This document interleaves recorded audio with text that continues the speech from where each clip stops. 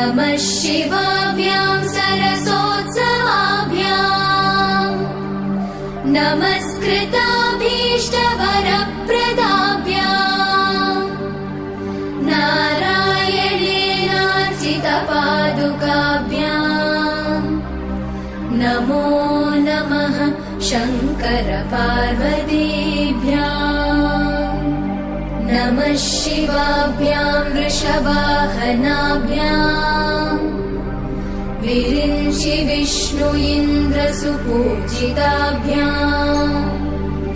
विभूतिपाटीरविलेपनाभ्याम् नमो नमः शङ्करपार्वतीभ्याम् नमः शिवाभ्यां जगदीश्वराभ्याम्